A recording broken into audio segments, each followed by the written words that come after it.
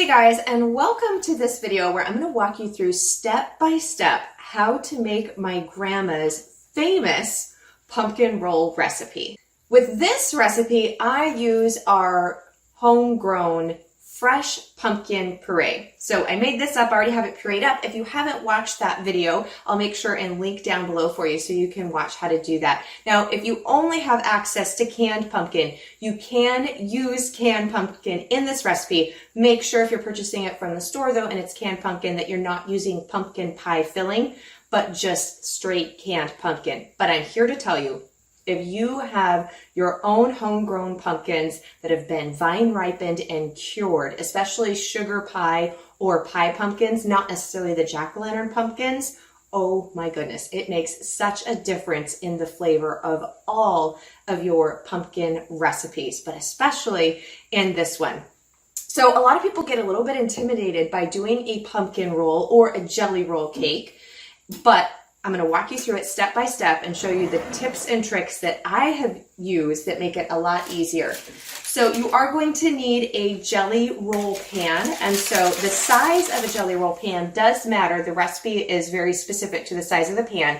So it's a 15 by 10 inch pan, and that's kind of a standard jelly roll size pan, but that's what we need to use for this recipe.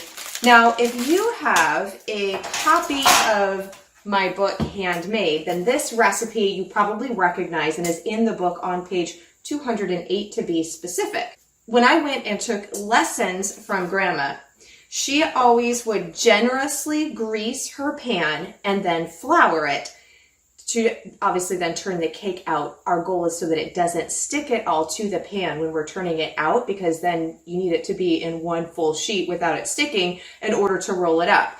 But I'm here to tell you that parchment paper is your best friend. So I've done it her way for many a year, but this year I'm having to make quite a few of these. We're doing them as a fundraiser for my daughter.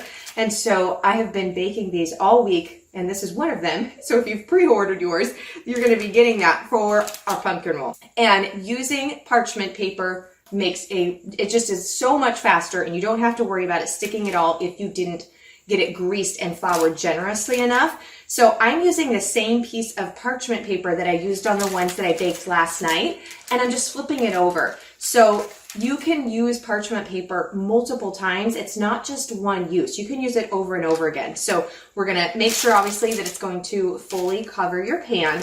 And then here's the trick. We're not just using the parchment paper, but we're still gonna do a little bit of grease on the parchment paper, but on the top where the cake batter and the cake eventually will be in contact with. So if you want to grease by hand, if you've got a towel and you're using something like coconut oil or that, go ahead and do that. I happen to love, I get this at Costco actually, and it's avocado oil spray. And so it just works really easy.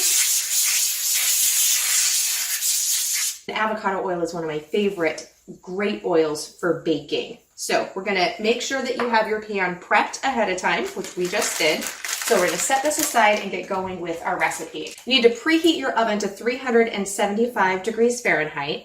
And then we're going to mix up our dry cake ingredients. So we've got the flour in here. I already have pre-measured out my spices, so those are going to go in. And then I've got my salt and my baking powder. So we're going to get all of our dried goods there. And you just want to stir and combine these till they're pretty evenly combined. We want to have all those spices all the way throughout the cake. Okay, now up next, we have to go and beat our eggs. And you may be surprised at the instructions that come with the egg beating.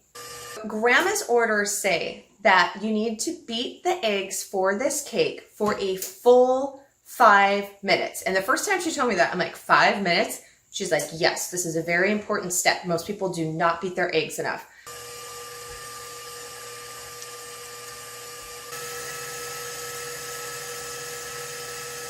Okay guys, so you can see how foamy those eggs are. There's actual foam on top. So now we need to cream in 1 cup of sugar and 2/3 cup pumpkin puree.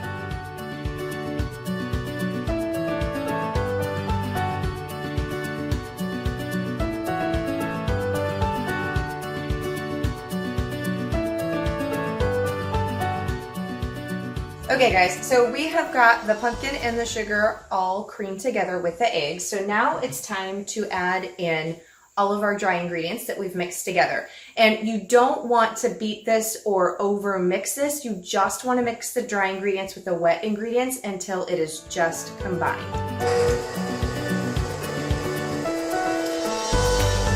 It's time to get this into our already prepped oiled parchment paper pan.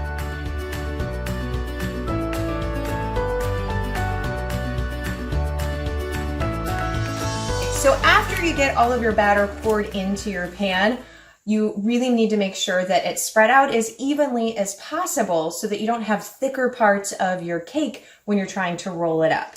So we're gonna just take here from the center. And sometimes if your parchment paper, it doesn't have the batter in there, it's not all the way weighed down yet, so you can just kind of take this and push it and then bring this over.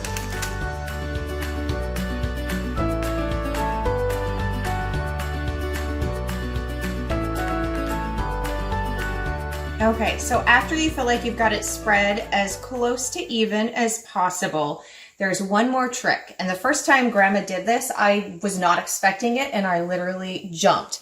But you want to take the pan and you actually want to pick it up and drop it so that it helps any of the air bubbles that are in there to rise to the surface. So it surprisingly is a little bit loud.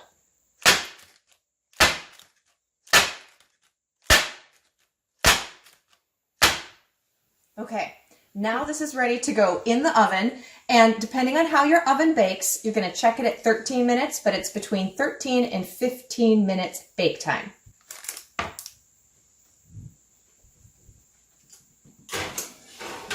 Now while that is baking, you want to get your towel prepared because as soon as it comes out of the oven, you need to be inverting it and getting it rolled up so that you don't have it cracking. Now, if you have a sifter, you could totally sift this powdered sugar so it's more like a fine dusting on here. But I found that this works pretty well. And you can just kind of spread it around a little bit with the back of the spoon. And then I've got like a little bit there. I'm going to pull that a little bit more flat because that part's not going to have any. And we'll add just a little bit in that spot. And I actually find that it's better if you do a little bit more heavier of the powdered sugar on the one end that you're gonna be rolling from. So the end that you're starting to roll from, which for me, it happens to be this end, I find that I need a little bit more powdered sugar on that part than I do the rest of it. Otherwise, it just tends to stick a little bit more in that spot than it does on the other parts. Okay guys, so here we are baked. This bakes relatively quickly. You want to just check it in the center with a toothpick that it comes out clean, and then you're good to go. And this is where a lot of people make a mistake. They do not invert it immediately. So we need to turn this over, and you'll get a little bit of poof of powdered sugar right as soon as it comes out of the oven. And then we immediately need to roll. So we're going to take that, and we're going to roll this up while it's steaming hot.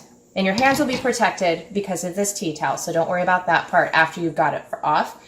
And then we're going to put it seam side down onto this rack, and you're going to let this cool at room temperature for 30 minutes. Okay, so now it's time to make the filling for our pumpkin roll. So you want to make sure that your butter and your cream cheese are softened. So we've got half a cup of softened butter, and then a full 8 ounces or 1 package of cream cheese. So I first like to just go ahead and whip the butter and the cream cheese together until it gets creamy. So after that creams together, we're going to add 1 teaspoon of vanilla extract. And I've got my homemade extract here. And I've got a tutorial on that, so I'll make sure and put that in the video description. So if you guys want to check that out and make your own extracts, you can. And then we're going to add 1 cup of powdered sugar.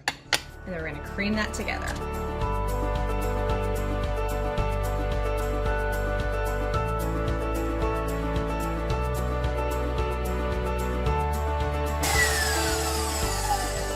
Now it's time to get all of this inside the pumpkin roll. Okay, we've got our filling made, and we're going to roll this out. And it's important that you do that when this is still warm. You don't want it to be obviously hot because then all your filling is going to melt. If you wait until this is completely cooled, then you're more likely to experience cracking, and it's going to be a lot harder to unroll and then re-roll. I like to roll mine out and then kind of just pull the towel. Like I said, the powdered sugar really helps it from sticking to the cake, but you'll have a few spots where it might be a little bit kind of stuck, where you just kind of loosely are going to want to pull it loose there, like I'm doing, so that when we go to roll it, it's easy for us to roll. So now we're going to get all of this lovely cream cheese, butter, whipped delightfulness spread out.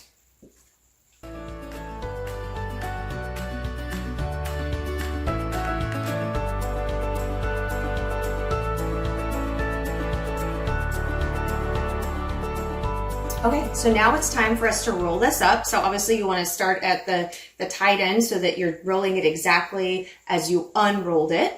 So we're just going to get this. And it's kind of like with you're doing cinnamon rolls, if you're rolling up a sleeping bag, is exactly the way that we roll this. Here is our pumpkin roll, completely rolled up. Now, you've got a couple of options with this. You can put it in, what you do need to store it in the fridge. It's not something you're going to leave out at room temperature with all of the cream cheese and stuff in there. And it's honestly, it's better when it's chilled. So you can put it in the fridge, make sure you cover it up. We don't want our cake to dry out, and it's good in the fridge for up to 5 days.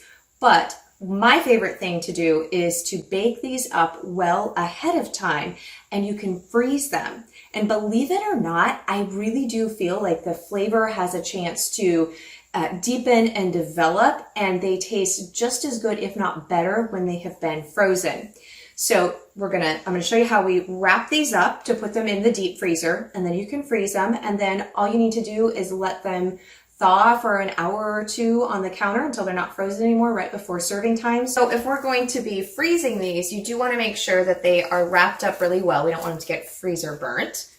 So I'm just going to transfer this onto this pan, and you always want to do it seam side down. So we're going to have that just like that. Seal up the ends, and then if you were just going to be transferring this to the fridge, just using the plastic wrap like this is fine. But if you're freezing it, we do want to do a layer of tin foil and freeze it that way so that it's double wrapped.